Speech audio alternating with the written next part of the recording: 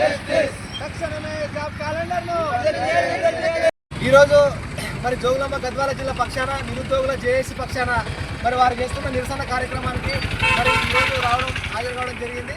మరి ఈ సందర్భంగా ఈ తెలంగాణ రాష్ట్ర ముఖ్యమంత్రి రేవంత్ రెడ్డి గారికి ఒకటే ప్రశ్నిస్తున్నాం.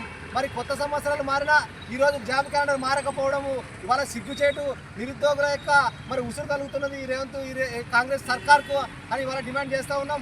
ఇంతవరకు 2 సంవత్సరాలు అయింది. కరెక్ట్గా 2 సంవత్సరాలు దాటితే కూడా ఆనాడు జాబ్ క్యాలెండర్ వేస్తాం మేము వచ్చిన 100 రోజుల లోపలనే జాబ్ క్యాలెండర్ వేసి నిరుద్యోగులను అందరినీ కూడా మరి సౌకర్యం చేస్తాము, మరి వాళ్ళ భవిష్యత్తును ఆదుకుంటాము అని కళ్ళ బొన్ని మాటలు చెప్పి ఆనాడు ఏదైతే గద్దెకెక్కినాడో రేవంత్ రెడ్డి, గద్దెకెక్కిన నెక్స్ట్ నిమిషం నుంచే మరి జాబ్ క్యాలెండర్ పేరు మీద జోక్ క్యాలెండర్గా మార్చి, దగా క్యాలెండర్గా మార్చి ఈరోజు జాబ్ క్యాలెండర్ని అమలు చేయకపోవడం దేనికి సంకేతం అని ఇవాళ జోగులాంబ గద్వాల జిల్లా నిరుద్యోగుల పక్షాన డిమాండ్ చేస్తున్నాం.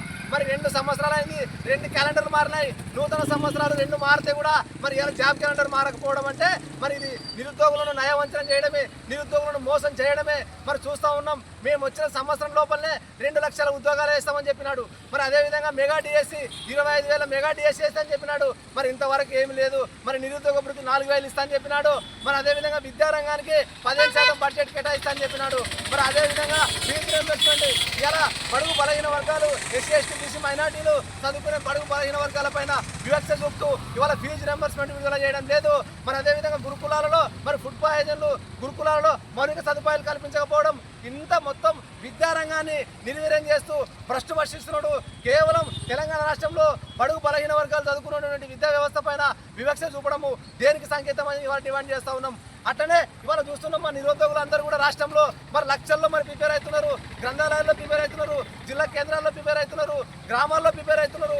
ఇవాళ రెక్కాడతాగని డొక్కడని పరిస్థితుల్లో మన అందరూ కూడా నిరుద్యోగులు అన్నం లేక, ఇవాళ రెంట్లు కట్టలేక, ఇవాళ పుస్తకాలు కొనుక్కోలేక, ఇవాళ పెళ్లిల వయసు వస్తే కూడా పెళ్లిలు కాక ఇవాళ మరి తెల్లటిగా వస్తున్నాయి. మరి నిరుద్యోగులు ఎంత గంట చదువుతారు? ఇంకా ఎన్ని రోజులు చదవాలి వాళ్ళు? వాళ్ళ ఉసురు ఎన్ని రోజులు తీసుకుంటామని ఇవాళ మేము ప్రశ్నిస్తూ ఉన్నాం, చూస్తూ ఉన్నాం. ఇవాళ పెద్ద ఎత్తున కూడా నిరుద్యోగులు అందరూ కూడా మరి చాలా తీవ్రమైన ఇబ్బందులకు గురవుతున్నారు. ఈ రాష్ట్రంలో జాబులు లేక, మరి పెళ్లిళ్ళు కాక, మరి ఇక్కడ రెక్కాడతగని డొక్కడని పరిస్థితుల్లో, ఇంత దుర్మార్గమైన పరిస్థితుల్లో మరి రేవంత్ రెడ్డి పాలన చేస్తూ ఉన్నాడు. మరి దేనికోసం చేస్తున్నాడు పాలన? ఇవాళ నిరుద్యోగులను ఆదుకుంటలేడు, ఇవాళ ప్రజలను ఆదుకుంటలేడు, ఇవాళ రైతులను ఆదుకుంటలేడు, ఇవాళ ఏ రంగాన్ని చూసినా పంగనామం పెట్టినాడు. అంతేగాని ఓన్లీ మాటలతోనే విజయోత్సవాలు అంటున్నాడు, 6 గ్యారంటీలు అంటున్నాడు, 420 హామీలు అంటున్నాడు, అరచేతుల బెల్లం పెట్టి నాకు ఇస్తున్నాడు తప్ప ఇవాళ ఏ గ్యారంటీ కూడా అమలు కాలేదు. మరి చూస్తున్నాము ప్రతి విద్యార్థి కూడా 5 లక్షల విద్యా భరోసా కార్డు ఇస్తా అని చెప్పినాడు. మరి విద్యా భరోసా కార్డు లేదు. ఇవాళ అంబేద్కర్ పేరు మీద ఇవాళ ఓవర్సీస్ కింద విదేశాలకు పోయే వాళ్ళకు కూడా మరి 25 లక్షల పైసలు ఇస్తా అని చెప్పినాడు. ఇవాళ పైసలు లేదు, 25 లక్షలు లేదు. మరి విదేశీ విద్యకు దూరం చేస్తున్నాడు ఎస్సీ ఎస్టీలను, బడుగు బలహీన వర్గాలను ఇవాళ విదేశీ విద్యకు దూరం చేస్తున్నటువంటి దుర్మార్గమైన రేవంత్ రెడ్డి సర్కార్. మరి తక్షణమే ఇవాళ కొత్త సంవత్సరం తరఫున నీకు అందరికీ శుభాకాంక్షలు చెప్పాలా, కానీ ఇవాళ నిరసన శుభాకాంక్షలు చెప్తున్నాం మీకు అందరికీ. ఎందుకంటే నిరుద్యోగులేక ఉసురు తొలగిపోతావు. ఇవాళ ఈ రాష్ట్రంలో నిరుద్యోగుల ఉసురు తొలగకుండా తక్షణమే మరి ఇప్పుడైనా సోయి తెచ్చుకొని జోగులాంబ గద్వాల జిల్లా నిరుద్యోగుల పక్షాన్ని డిమాండ్ చేస్తూ ఉన్నాం.